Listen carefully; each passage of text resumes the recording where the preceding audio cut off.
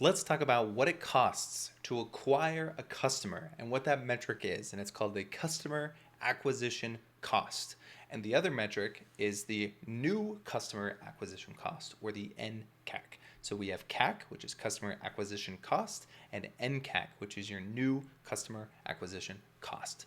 Let's talk about the considerations for how it's calculated, how to use it, what it means, and some other considerations with other metrics like LTV. So to calculate your CAC, so we have CAC, and NCAC here. We really need two other numbers to go along with this. We're going to need to know the number of customers for any given period of time, and we're going to need to know the total spend, or the total cost to acquire those customers. Now, typically, when you're calculating CAC and NCAC, it's very marketing focused. Your costs are going to be associated with just the marketing spend that it took to acquire those customers. So here, as a super basic example of just calculating CAC, let's say we spent $10,000 on any given period of time. Maybe this is a daily basis. And we generated 1,000 customers.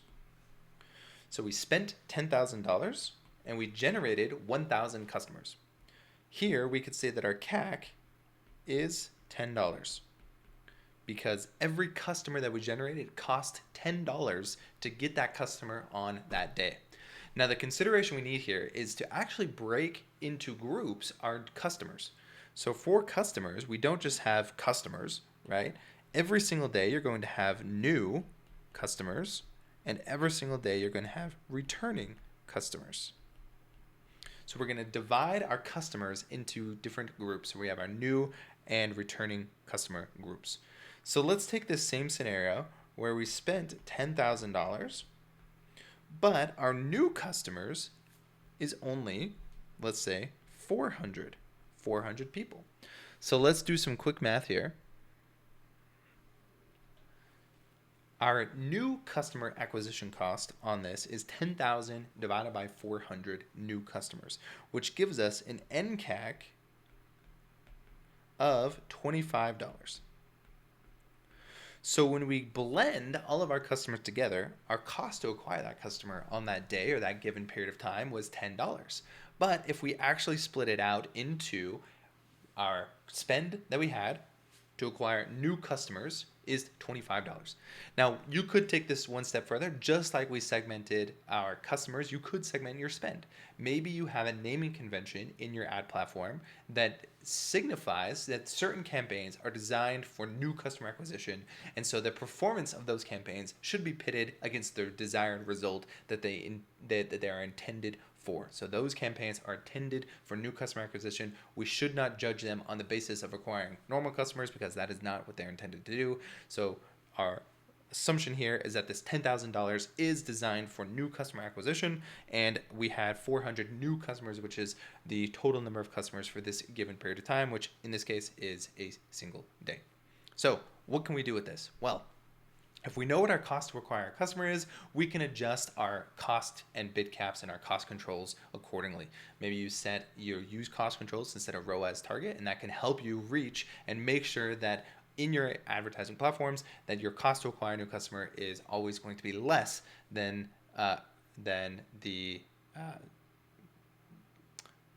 your cost to acquire a customer is going to be regulated, right? It's going to be set at a certain amount.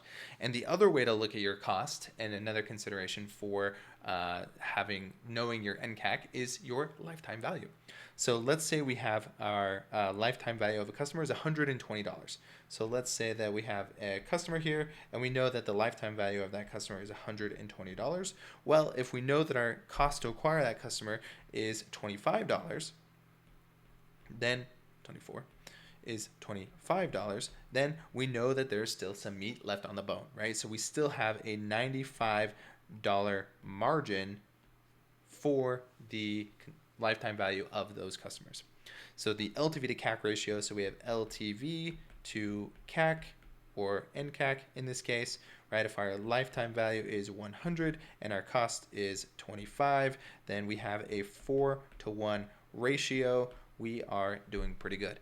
If this ever gets down to 1-to-1, then your business is probably not going to live because you are making no money. You are literally spending every dollar you make just to acquire the customer. And so there is no profit. There is no money circulating. You can't put anything in your pocket because you didn't make any money. So an LTV to CAC of 1-to-1 is not good. You're going to want to bump this up closer to a 4-to-1 or industry, like there's industry kind of terms people throw around, totally dependent on what industry you're in, of 3-to-1 is kind of what you want to shoot for. So if your cost per acquisition is $33, then you'd want a $100 lifetime value. So 3-to-1 ratio there.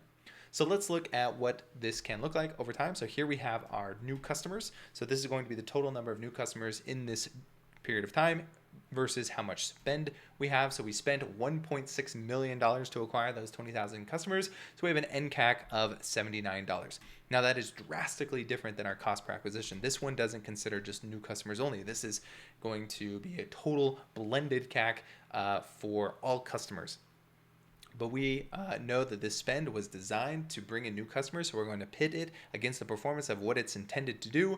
So it is designed to get new customers. We have $79. We can see how those trend over time. It's staying pretty consistent, right? So the goal would be to lower your NCAC and bump your LTV. And so ways you can do that, obviously, is with specific funnels with designed margin profiles to decrease that cost per acquisition and supplement your AOV, which is, depending on your product category, conducive to a long-term value that will be greater than the customer acquisition cost. So this is a way to monitor and know what those mean over time so that every single day when you're monitoring your business, you can keep an eye on, are you being profitable?